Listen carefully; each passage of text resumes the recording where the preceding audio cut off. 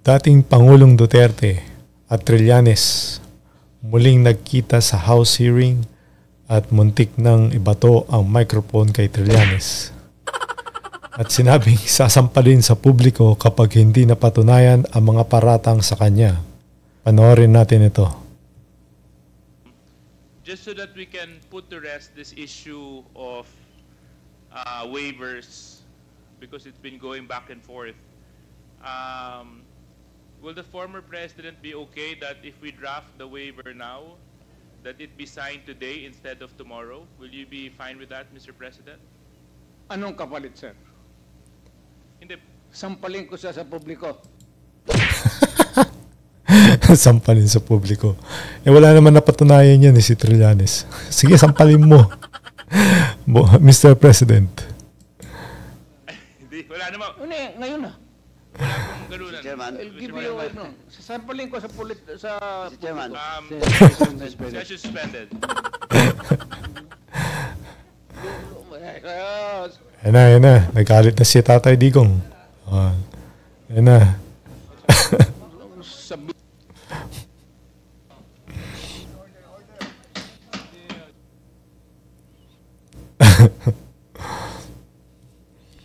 Please raise your right hand. Do you swear to tell the truth, the whole truth, and nothing but the truth in this congressional inquiry?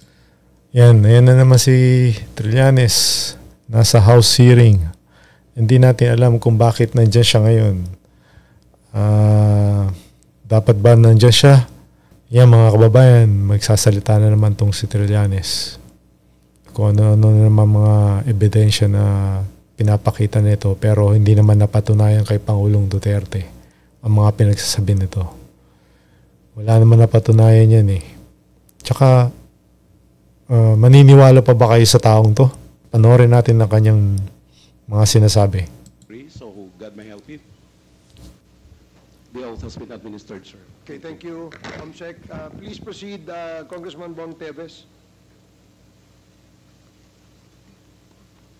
According po kay former Senator Trillanes, sinabi po niya na piki ang war on drugs nung panahong administrasyon ni former President Duterte.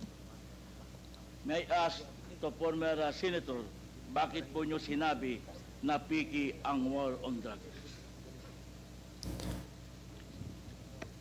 Ang statement po na yon na peke po ang war on drugs ni Duterte noong nakarang administrasyon. Ito po ay bunga nung nakalap namin na impormasyon at ebidensya nung kami ay nag-iimbestiga nila Senator Laila de Lima at dun sa aming sariling pagkalap na impormasyon at base na rin dito po sa testimonya, Mr. Chairman, ni Arturo Las Cañas sa ICC na naisumite niya at nagkaroon na rin ng kopya dito po sa Quadcom at doon sa kanyang video. Sinabi niya po na ginagamit lang ang war on drugs ni Duterte para takutin ang sambayan ng Pilipino at takutin ang iba't ibang sektor ng lipunan para hindi siya paghinalaan dun sa kanyang sariling involvement sa illegal drugs. Kaya nga siya na-mention po na siya ang Lord of all drug lords. Ito po... Teka lang mga kababayan, naniniwala ba kayo na siya ang puno ng drug lord ni si Pangulong Duterte? Bakit ang dami niyang nagawa, nahuli, na nabawasan ang mga adik sa Pilipinas kung hindi niya ginawa to? So ano na ngayon ang Pilipinas? So lahat tayo doon ay parang zombie. Alam mo 'yun? Kahit sa ibang bansa hindi matapos-tapos itong war on drugs na to. Buti na lang at dumating to si Pangulong Duterte na at least may nagawa siya sa kanyang termino at noon ay makakalakad ka sa kalye. Yun na para kang safe. Hindi kagaya ngayon na nagsisimula na naman silang dumami. So, wag kang magsasabi na walang nagawa itong si Pangulong Duterte. Trillanes. Ay sinabi niya na mga kasabwat ni Duterte ay sina Michael Yang, Charlie Tan, Sammy Uy. At ito po si Michael Yang ay ayon mismo sa report ni Colonel Acerto na dating Deputy Director of the Drug Enforcement Group of the Philippine National Police. Sinumitin niya yung report tungkol sa involvement ni Michael Yang. Dito naman po, dun sa sinasabi niyo po, Mr. Chairman, na si Jimmy Guba na Customs Intelligence Police, sinasabi niya na si Michael Yang ang involved doon sa magnetic lifters na shipment. Ngayon po, lahat po yan ay nakalap namin. Pero ngayon po, kung dahil po doon, tinignan namin kung ano yung ebidensya na pwede naming malink ito. Kaya nga po, binalikan namin yung mga bank accounts na nakalap namin kay Duterte noong 2016. Tinitignan namin kung merong mga pumasok na pagkapirahan dito po sa kanya. At doon nga po kami nakakita na mga deposito sa mga accounts ni Duterte galing po dito po sa grupo ng mga drug lords na ito. At kung papayagan po, Your Honor, meron po akong PowerPoint presentation para po makita po nila kung ano yung sinasabi ko na money trail, paper trail dito po sa drug proceeds ni Mr. Duterte and his family. How many minutes will be your presentation? Ano lang po yan? 5 slides lang po ito. Pero I will focus on the last slide lang ho. Sige, Mr. Chairman. Sige, go ahead, Mr. Trillanes. So, ito po ang sige, doon po sa mga unang slides muna. Ayan. So ito po yung mga bank accounts na nakalap ko po ito noong 2016.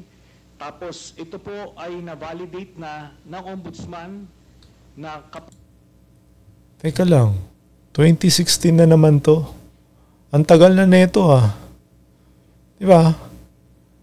Ay nako, Trillanes. Ano na naman tong pakanamon to? parehas nga nung naisumite ng AMLAC sa kanila. Kaya ano po tayo, kumpiyansa po tayo sa provenance nitong dokumentong ito. So, sige po, next slide. Ito po yung mga iba't ibang mga pumasok na pagkapirahan kay accounts ni Duterte. Tapos, sige po, next slide. Ayan. So, ang total po ng mga credits na pumasok ay 2.4 billion. No? Ngayon, kung ano talaga yung actual total, malalaman po natin yan pagka binuksan po yung accounts. Ngayon po ito, no?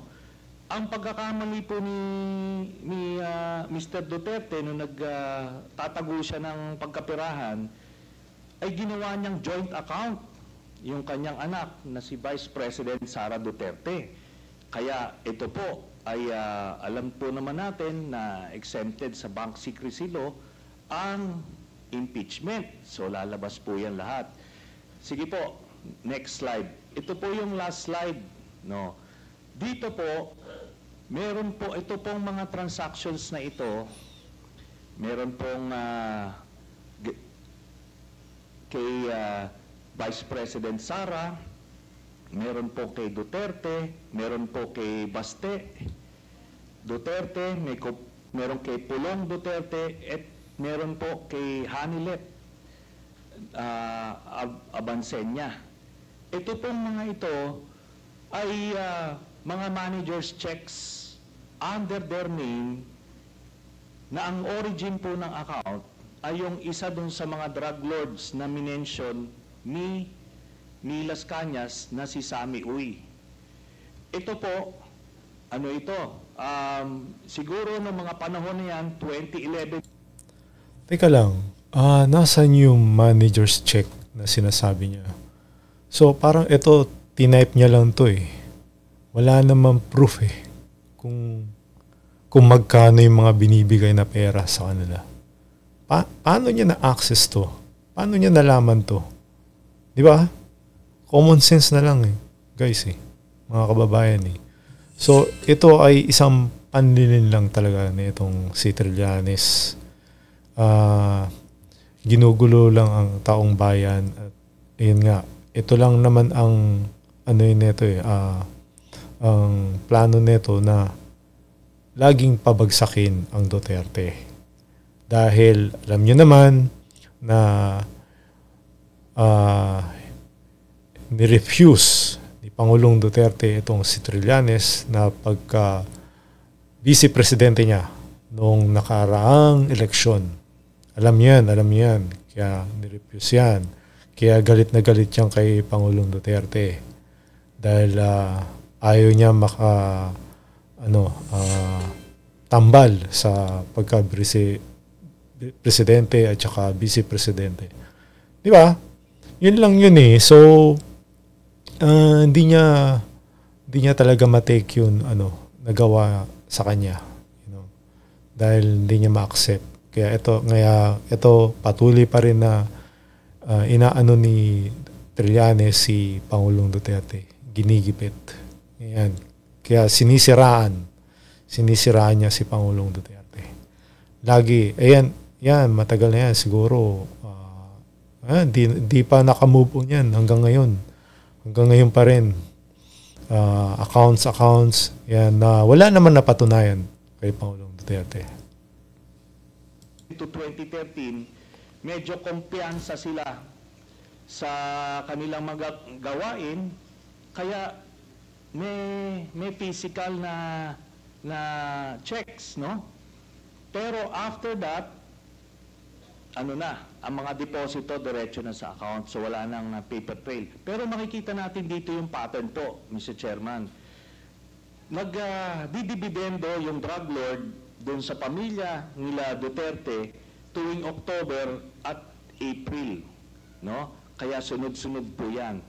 And by the way, makikita po natin si Vice President Sara, meron po siyang 2 checking in-encash dyan under her name, manager's checks.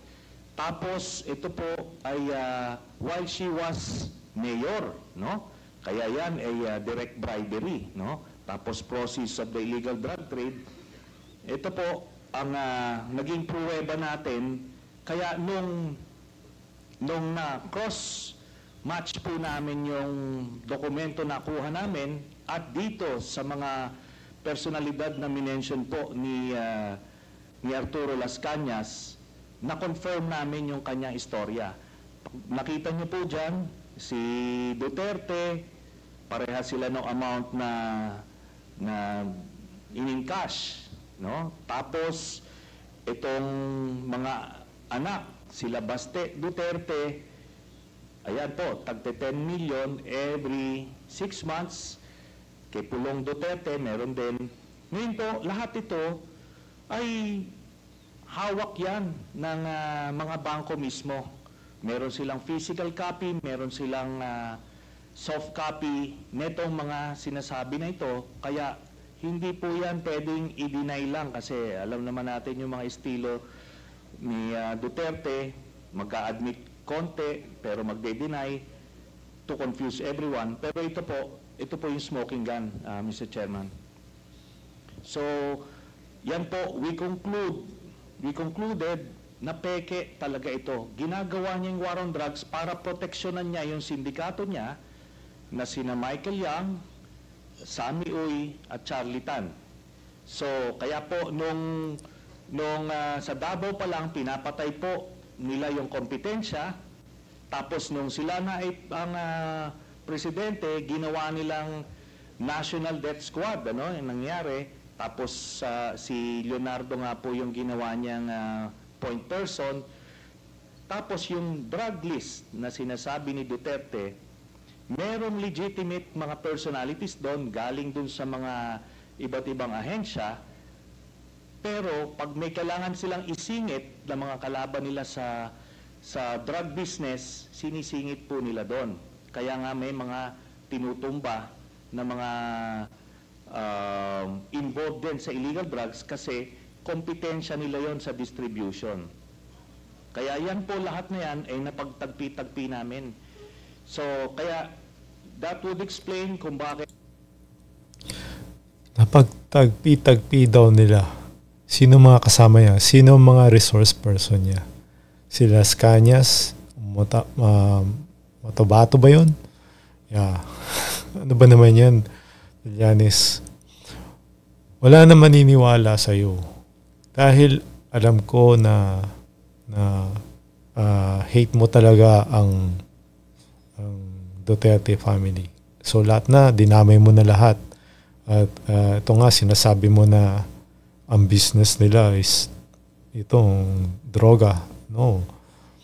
Bakit masasabi mo na walang, alam mo, sino ba naniniwala sa'yo? 16 million na katao ang bumoto kay Presidente. Yan ang naniniwala sa kanya na kaya niya lutasin ang problema ng droga sa bansa. Tapos ngayon, sasabihin mo, peke lang ang war on drugs. Hindi. Ano ba nakita mo ngayon, di ba? Ano ba ang Pilipinas ngayon? Di ba? Nawala ang mga drogista. Alam mo yan? Nawala lahat ng mga landlord. Nasaan na? Oh. Ngayon, nagsisibalikan na naman. And ang siguro pag bumalik si Pangulong Duterte, pagka-presidente o kaya si Sara Duterte, yan, matatakot na naman lahat at mawawala, sana mawala lahat itong droga sa Pilipinas. Kasi kawawa ang taong bayan. Kawawa po. Protektado si Michael Yang kahit na may report itong si Colonel Asierto. Tapos hindi lang po yan, nung nilabas po yung report na yon, sa sobrang pagproteksyon nila kay Michael Yang, yung mismong gumawa ng investigasyon, yun yung gustong ipapatay at sinampahan ng kaliwat kanang kaso. Kaya makita natin, dun sa mga drug lord na hindi kasabwat sa sindikato ni Duterte, ano siya, porsigido siyang patayin, pero doon sa kanilang grupo, itong mga ito na mention, Michael Yang, Charlie Tan at Sammy Oy, protektado hanggang ngayon. Ni nga yung PDEA director ni Duterte na si Wilkins Villanueva, ni hindi nga masama sa drug list hanggang after 2022 si Michael Yang. Yun po ang dahilan kasi biniling po sa kanya yan ni Duterte. Salamat po. Mr. Chair, Please proceed, Congressman Teves. may I Mr. ask Chairman. the former President kung alam niyo po ba na kinasuhan po ni former Senator Trillanes sina Congressman Paulo Duterte, Attorney Mans Carpio for drug smuggling? Hindi ho. Pero kung totoong drug smuggling man sila, they should be prosecuted in court. And if convicted, they should serve sentence in jail. Hindi ko pipigilan yan. Kung totoo. Ngayon, yung narration dito ni hindi ko kilala itong taong to. Hindi kilala itong taon to. What's his name? Your Honor, if there is an iota of truth, iota lang, baski konti lang, you can find out, may nilagay siya ng record. Now, I'm willing to execute an affidavit or kayo na lang to summon the banks pursuant to my waiver.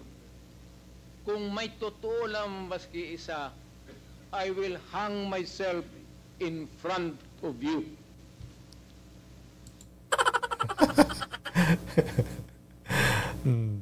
Nakakatawa naman to. Ayan ha, narinig mo na yung sinabi ni Pangulong Duterte, Trillanes. You can summon, I will sign a waiver, all banks, pati yung World Bank ng Amerika. Kung may isang totoo lang nakiting, I will resign and I will ask my daughter to resign and everybody in the family. That is my guarantee. And I will hang myself. Mr. Chairman. May I know, Mr. Chairman. Sir. Dali. Sige, sorry. Congressman Paduano, sige, you and then Congressman Teves, and then I will allow you, Senator Trillanes, after the two members have spoken. Yes, Congressman Paduano. Thank you, Chairman, with the indulgence of Congressman Teves. Ganito lang po, because Senator Trillanes presented yung mga bank accounts. May I ask this good former senator, how did you acquire these documents, bank documents? Nung campaign po noong 2016, meron pong nag-abot sa aming opisina na ang pangalan po niya ay Joseph De Mesa, in-identify niya. So sinabi niya, meron siyang mga dokumento na pwede namin tignan. So kampanya po yon, hindi po namin nabigyan ng atensyon until siguro a few weeks after, nakita ko po, yun pong nandoon, iba't ibang accounts. Then, chinek namin, binalidate po namin kung totoo yun, no? So, may mga nagdeposito po na doon sa iba't ibang accounts ni Duterte. Tapos, totoo nga, legitimate po. Then, nung kampanya, nilabas ko po ito at inamin mismo ni Duterte na totoo daw kasi una, dinideny po nung kanyang spokesman, but eventually, nung na-corner na siya, inamin niya, no? Tapos, hinamon din niya po kami na magbibigay din siya ng waiver. It's the very same bear na sinasabi niya ngayon, o bluff na sinasabi niya. At ano po, ako po ay nagpakita dun sa BPI branch na yon sa Julia Vargas, pero siya po hindi sumipot. Ang sumipot sa kanya, itong si Panelo. Ngayon si Panelo, wala pong dalang waiver. Ang nilabas niya, special power of attorney na may specific conditions. Ngayon po, natapos na lahat yung kampanya, presidente na siya, ni Oy, wala na po nangyari doon. Kaya ito po, inadmit niya na yan, mga dokumento na yan. Inadmit niya na yan, no? And let me just comment a bit, Mr. Chairman. Kasi yung sinasabi niya, in relation dun sa case na final ko kay Pulong tsaka kay Manscarpio, sabi niya, i-file daw sa korte at harapin nila. Pero yung mga libo-libong mga pinagpapatay never got that privilege of the due process. Pagka wala ka sa grupo niya, hindi ka sa sindikato niya, protektado ka. Kailangan mag-file sa korte. Pero pagkakaribal ka at ordinaryong Pilipino ka, tutumba ka. Yun lang po, Mr. Chairman. Can I have my follow-up question? You have the floor, Congressman Paduano. Former Senator Trillanes testified that that document was not acquired legally. It was just given to him. And with that, Mr. Chairman, though... Oh, ayan na. Is not acquired legally. Oh, sana naintindihan mo yan, Trillanes. Sana naintindihan mo yan. So, mga paratang mo ay walang katotohanan. Walang katotohanan talaga.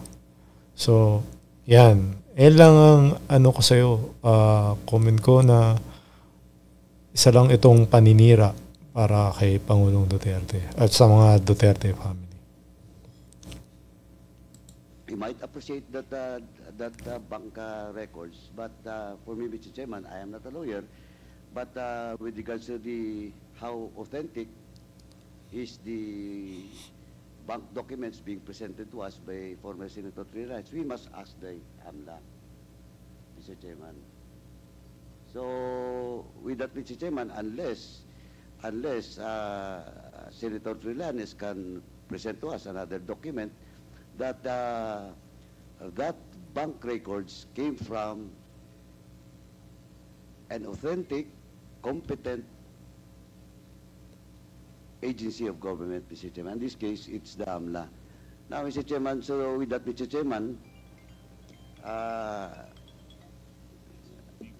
Chair,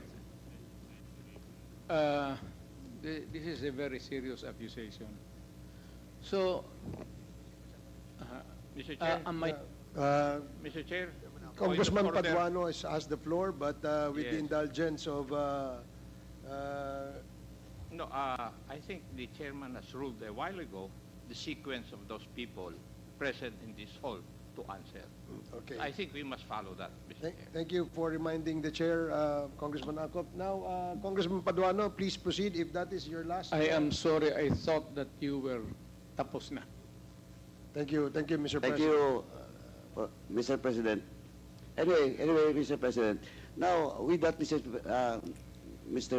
Chairman, and the former President has, a while ago, has a commitment to waive his right with regards to all the bank accounts that was mentioned by former Senator Trillanes. Now, Mr. Chairman, pwede naman parallel yan, AMLAC, at the same time, yung waiver, if the former President will sign a waiver with regards to all those bank accounts. Thank you, Mr. Chairman. I will sign it, the document, tomorrow. And I will hand it kasi magagawin pa ng abogado. But I said, if there is an iota of totoo yung sinasabi, I will hang myself in your presence. I will invite you all to be a witness. Former Senator Trillanes, you're recognized. Maraming salamat, Mr. Chairman. Ito pong dokumentong ito po yung naging basis ko nung plunder case na final ko kay Duterte noong 2016.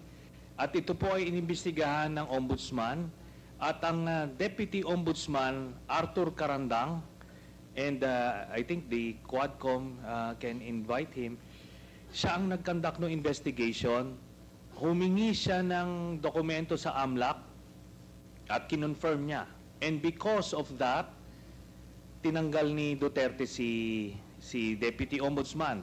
Now, aside from that, so pwede natin, suggested by Chairman Paduano, na yung AMLAC mismo, unless, since hindi naman na siya incumbent, ay pwedeng ma-access yun with the waiver. Pero we've been there before. Nagsabi na yan siya na magbibigay siya ng waiver. Puro bluff yan. Pero hindi. Kaya nga, mas maganda kung ma-draft na po natin yan ngayon para papirmahan niya yan dito.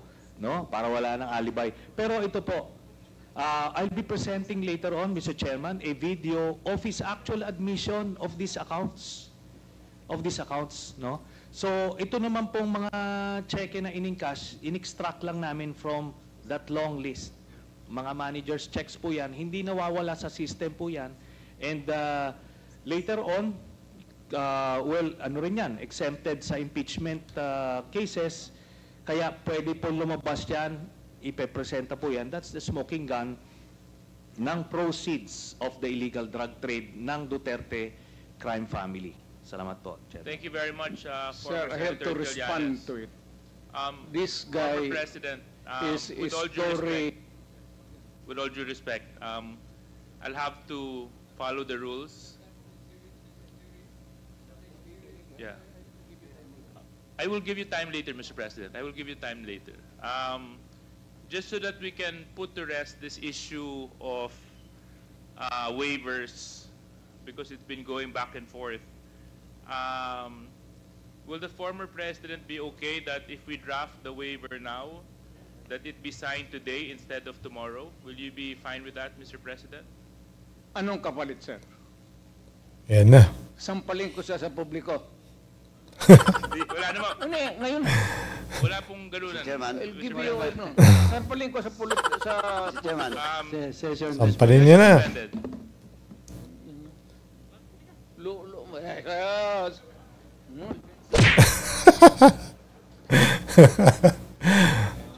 Oh my goodness.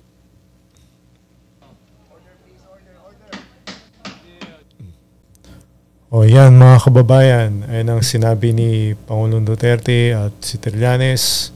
Sino ba ang paniniwalaan natin? Kung si Pangulong Duterte ba o naniniwala pa rin ba kayo kay Trillanes? So huwag niyong kalimutan mag-comment at i-like tong video at i-share sa ating mga kababayan.